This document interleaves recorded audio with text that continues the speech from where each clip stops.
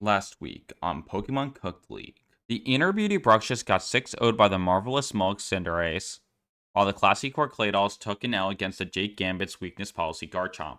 Both these trainers are on the outside looking in, but a loss does these players no favors. Who's going to give themselves a bit of hope? Welcome to the final match of the regular season. We have the Classy Core Claydols versus the Inner Beauty Bruxishs, and this is a big one. There are two spots remaining. There are two open spots for playoffs here, and this match determines those final two spots. So, how it works is that if the Inner Beauty Bruxishs win, they and the Goopy Genesects get the third and fourth spot. If the Classy Core Claydols win, the Jake Gambits and the Shamwow Slow Kings get the third and fourth spot here. But once again, they don't know this. They are going into this match without knowing this information. We were told to not look at the results. They were told not to look at the results of the previous matches. So, for all they know, is that the Inner Beauty Bruxishs, for all they know, they can win and still not make playoffs here. But that's neither here or there. Looking at Mons here, let's see. I think that Porygon 2 looks pretty good here. The combination of like ice and electric coverage, especially with the electric terrain that the other side sets up for them, threatens a good amount of mons here. You know, electric hits Charizard, Samurott, and then like ice can hit the Raging Bolt, and it's also bulky enough to take a lot of these hits. You can also set up Trick Room for slower mons here. This side isn't really even that slow, so maybe Trick Room isn't even that good. And on the other side, what mon on the other side do I think can pop off here? I think Samurott can be pretty good here. You do have to worry about the Rillaboom for sure. You know, get Grassy Glide and you get sad, but you know it has Water and Dark Stab, which Water Stab hits 3 mons for super effectively. It can set up it can get like Ceaseless Edge and like get up some hazards, which can like stop like a Darmanitan that likes to like mash U-turn, or the Rillaboom that likes to U-turn sometimes. And also has Sacred Sword to like even hit things like the Porygon 2. So if you could set it up in a position to where you have something that protects it from Rillaboom, you're in a good spot. Maybe something like the Charizard here. And thinking about leads, I think Samurott leading makes a lot of sense, just so you can get your potential hazards up early. And then I kind of like leading Charizard with that, just so you can just so you have a way to protect yourself against a potential Rillaboom. And on the other side, I'm not really sure. I kind of like leading Porygon 2 here. It's just kind of safe, and it can threaten a decent amount of stuff. And then I don't mind leading Rillaboom here, just because I think Samurott's lead is just kind of like too logical. So having a way to counteract that makes a lot of sense here. And let's get this match started.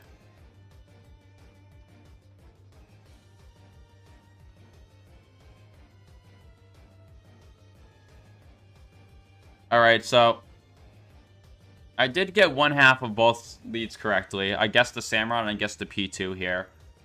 The Gliscor, definitely in a... Okay, I would just say, these names are not making sense to me for Tyler's side, and that makes sense because he forgot to change his names. But yeah, definitely, the Samurott's in a very good spot here for both, because either way, it can do something really annoying. It can knock off the P2 Eviolite, which is obnoxious, or it can try to, like, Aqua Cutter, or do some... or KO the Gliscor with like a water type move here. You could also even knock off the Gliscor and get rid of its Toxic Orb, which would also be huge here. But it's not that easy for the Samurott here, because we see the Porygon 2 getting the special attack download here. A Thunderbolt might just KO it. Samurott's not that bulky. Definitely depends on how these mons are trained or something like that. And Savali has... This could be anything, man. I'm not going to pretend like I know what the Savali is going to be. I do think this Gliscor is going to be a mon that's more likely to protect here. I think Gliscor is going to protect, so he just One gets its toxic damage, toxic orb off to break itself from knockoff, protect himself a water type move. But it's just like, what do you do against that? You can knock off the P2, and I don't know what this Evaluate does here, but I would even mind like protecting with Samurott here and just like try to start disrupting the Porygon 2 if you have a way to do that.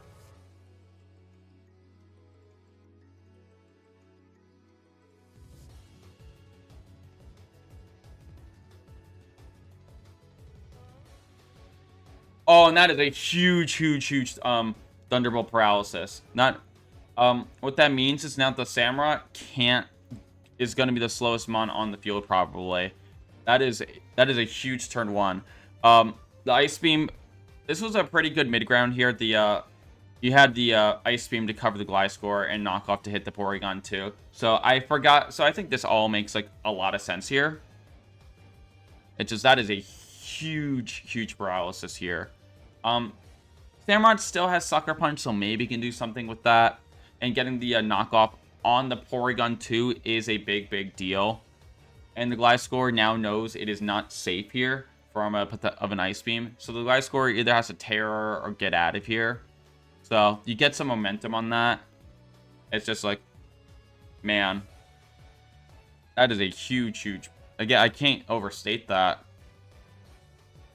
But yeah, I don't really see how the Samurott really gets more value here, which is a shame because I felt like it could have done so much more against other mons like the Arcanine or the Ting-Lu, or like a strong neutral hit on like the Darmanitan here.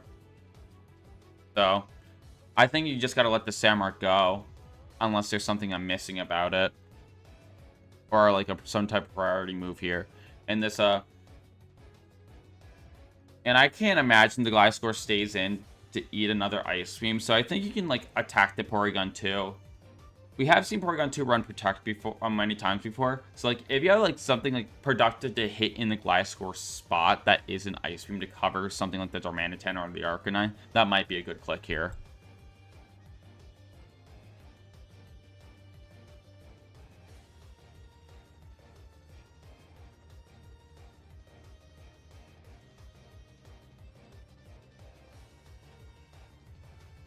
And wow, this is a very slow Porygon 2 or very fast Hisuian Samurott here. Being able to get that knockoff off before the a Ceasel's Edge up to get a bit more chip on the Porygon 2 and getting a Hazard up. And we do see the early Terra from the Gliscor here. Definitely Terra Water is definitely risky here because we see the Raging Bolt and the Tapu Koko in the back. So, like, it's definitely not a safe Terra. But you do have another ground type and grass type in the back to hit the electric type move. So, there's definitely ways to pivot in and out of this scenario. But using Terra early is always awkward here. And we do see that the Valley is faster than the Gliscor when their base speed stat is the same. So let's see, that Heat Wave would do enough to KO the Porygon 2, but it will not do enough. It doesn't really do much to Gliscor. So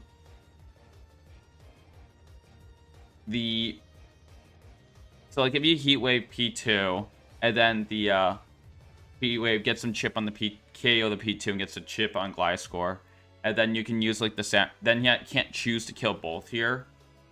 So he has to like probably choose to KO the Samurott because it's more offensively threatening here. And then you can try to get like another Ceaselage Edge off or something. Or maybe you don't even like go for like Heat Wave here and you can just like... I guess why not? It's besides the fact that you could miss here.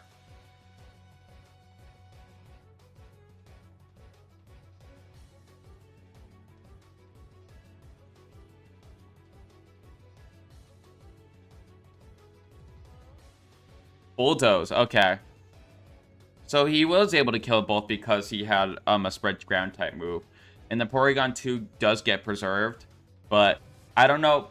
I don't think preserving Porygon 2 is that important here, just off the fact that it's so low and it's so slow that like it's either going to be a sack now or later, or like it's just gonna like stay in the field and just like get pecked off. So I don't. So this Porygon 2 is alive, but I don't expect it to do much more. It is now down 6-4, but it's gonna be 4-5 pretty soon here. I can only imagine. It's like, what do you bring out here? I think I like. Again, you do have to worry about this Ting Lu here. And because your Samurot's down, your ways of killing Ting Lu doesn't look that great here. Because, like, you know, Ting Lu decreases the power of special type moves. And your biggest physical attacker, is gone. But I think Tapu Koko is a bit better than Raging Bolt here. And you can send in something like Meloetta that you can, like, Hyper Voice to chip off the P2. And, you know, start getting chip on the Ting Lu.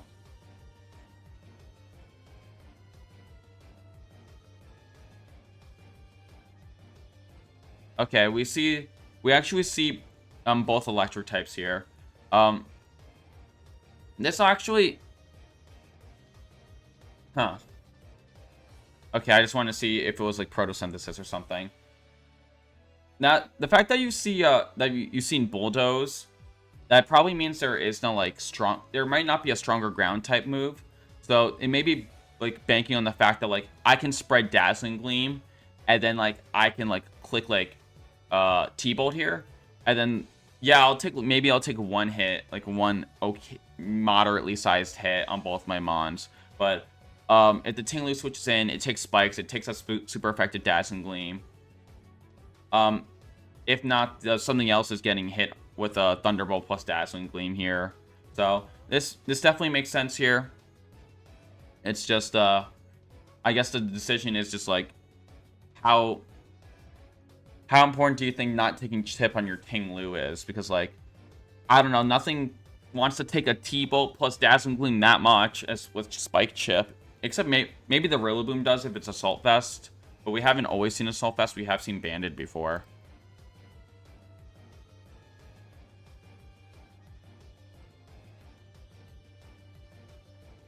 Oh, the P2 use Ally Switch. I'm stupid. What the... Oh, okay, no, that does make a lot more sense. I'm so sorry. So the P2 Ally Switch, you tried to Thunderclap the slot with the Gliscor. Okay, no, never mind. This play actually made a lot of sense then.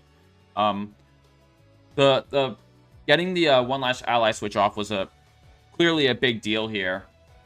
Being able to dodge the Thunderclap, which would have definitely blown up the Gliscor here. And because of that extra chip, and of course the speed drop, we're gonna send in the Rillaboom here. Definitely makes sense. Takes electric attacks well. Gets the grassy. Does not get a grassy terrain up. Forgot the ability. Okay, I just wanted to make sure. Wait a minute.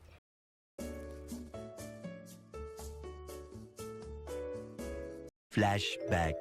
Did you forget your ability? Or am I being stupid here? Like, or is it just... Huh. Drake? What? Where's... Drizzle. Anyways. Yeah, you forgot Drizzle. That's not good. End of flashback. So that means that, Glassy Glide is off the table now. That is a... Geez, that is a huge team building error. And... Is the, Is Koko still going to be faster than Rillaboom? I don't know. I mean, the Gliscor, I don't know. Is Tapu Koko going to be faster than Rillaboom? I don't know.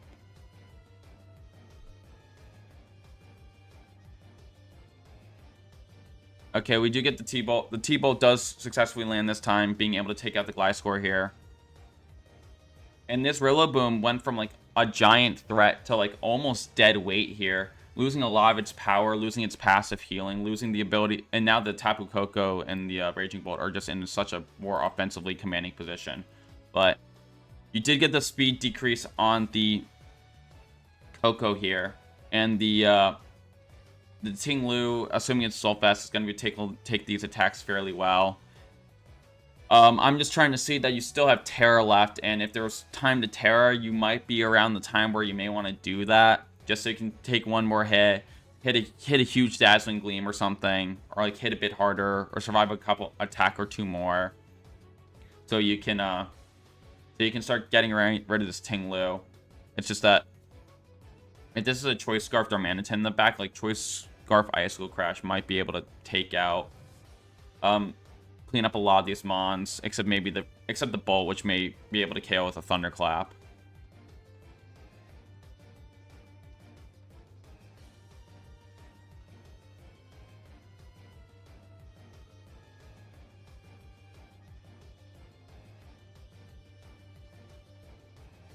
And going for the Meloetta switch, which I thought made a lot of sense here.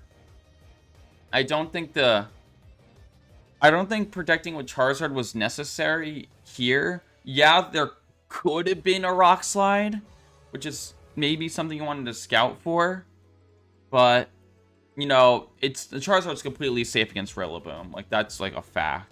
It's like you're playing around Rock Slide, and if they Rock Slide, then you're not getting Earthquaked on your Tapu Koko here. So this Meloetta came in, immediately got doubled and died. And I do respect the just doubling into the Koko slot to try to cover Terra here. I think that makes a lot of sense here. We're now down 3 against 4. And the Koko has been chipped a lot, and the Bolt has been chipped a lot here. Okay, so we do see... And we do see... we do see that it's leftovers and not Assault Vest, so the Ting-Lu can protect here, but it's also not taking a Dazzling Gleam as well as I originally thought it would. It still will definitely eat one because Vessel of Ruin and Ting-Lu's just that messed up. And Koko 8 doesn't hit that hard with its Fairy type moves. So yeah, these electric types are gonna, and Charizard have to put in a lot of work here. Again, you're running out of time to Terra. You have 3 mons. Like, you gotta do it. Like, when are you... If you're not doing it now, then when? Dazzling Gleam. Yeah, Ting-Lu still takes 25. And that's definitely Assault Vest of Rillaboom there.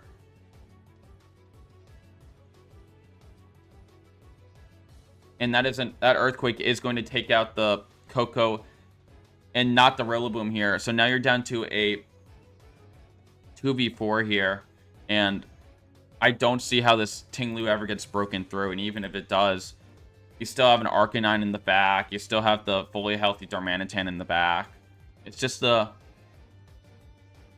lack of Terra, man. Like you're just playing without Terra every week. That's my biggest criticism of the Classic Core Claydols gameplay. The only time you Terra is when you're already down like 4, like you're down so much where it doesn't matter. Okay, we do get the Thunderclap off. Air Slash going for a flinch here. That is 1 flinch. Gonna need a lot more, though, because that did 19%. You're getting 6 back, so you profited 13%. And the Electric Terrain is gone, which makes Raging Bolt even weaker. Well, even weaker. I mean, it applies it's weak. I don't know what comes in now. I think either is fine. Definitely depends on set here. Gonna bring in their Darmanitan first. I don't hate it. We have seen Darmanitan miss a lot of moves last week, so if there is a time to go back, so we hope it doesn't happen again for the sake of the Inner Beauty Bruxishs, but maybe there's another move you can click that can make this a little bit safer here. We're actually pivoting here, breading it out of attacks, and it worked like a charm, and we're just snarling things, making things a little bit weaker. Again, still probably just didn't want to Earthquake his own guy, which makes sense. Chipping these things down a little bit more. You know, make it so you can make sure you can comfortably live the Thunderclap here. And Arcanine does have extreme speed, which might be enough to take out the Charizard here. Not sure. Ancient Power. No Omni Boost. Scorching Sands. Jeez. Death by 1,000 cuts on both sides. Now just snarling back. Playing it really, really slow here. Getting to the point where the only thing that any of these mons are ever doing anything is with a crit here. But putting yourself in a chance to get crit is still a little bit of a comfortable feeling. But are we going to get a flinch here? Another Air Slash flinch. But this Air Slash are barely profiting damage. You only profited 4% this turn. Double Protect fails. And Thunderclap also fails. And another Air Slash flinch. Oh my gosh. Only profiting 3% though. Judging by that, it looks like it might be another flinch with the oh my god. No, it's not. And the Earthquake does finally get there. And Charizard, there's no way Charizard's going to be able to get there. I don't see how that happens. Jeez, what kind of settlers? That's your best move. This is a slow, painful death.